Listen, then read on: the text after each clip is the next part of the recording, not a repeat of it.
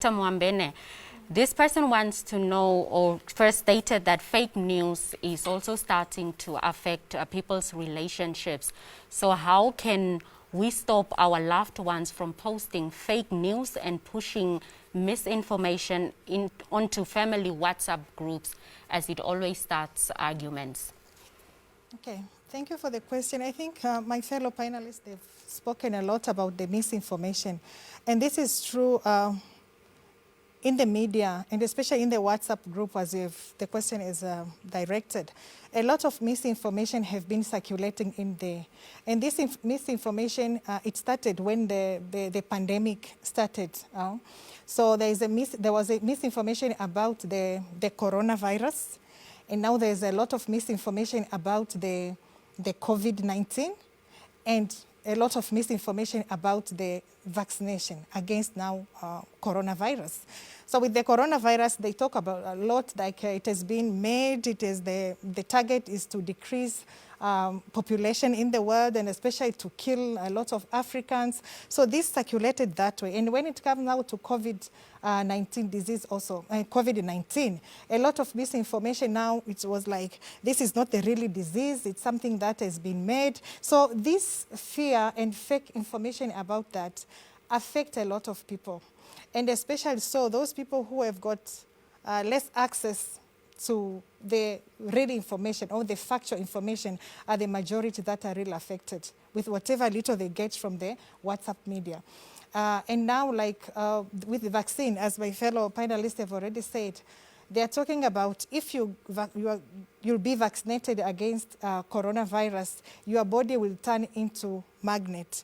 I remember when I was vaccinated, my colleague came and then started to put a coin at my shoulder there where I was vaccinated. Then I was like, what? I didn't know what is going on. They said, no, you've heard that if you are vaccinated, then your body will turn into magnet. Then I was, no, this is not the way. So what I can advise about the fake news, people, let's try to protect our mind. Let's try to look to the facts about coronavirus, the facts about COVID-19, the facts about vaccination.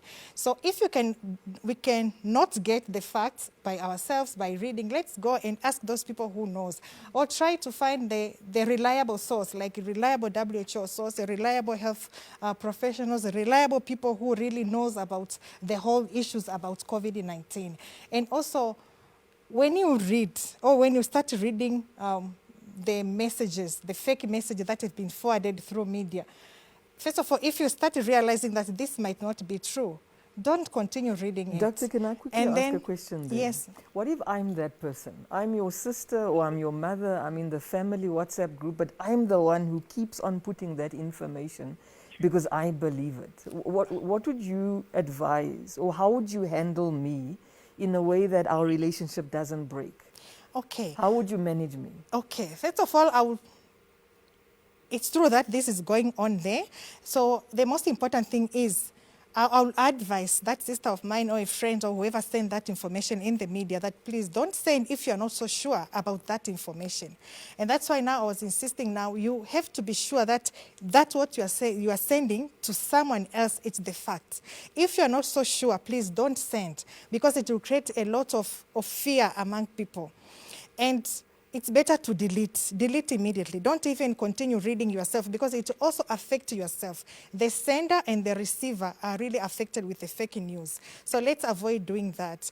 And the other thing also for us, let's have this practice of not trying to read a lot about COVID-19, because it's really also confusing. We can limit our exposure to information about COVID-19 through media.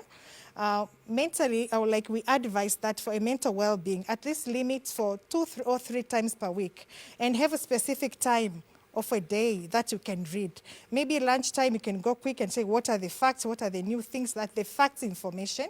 So you limit yourself. Limit yourself towards the end of the day, because some of the people, they develop now problem of sleeping because of reading the information that is really confusing. So let's abide of that. Let us limit ourselves on the time that we are focusing or exposing ourselves to the information about COVID, which is not factual.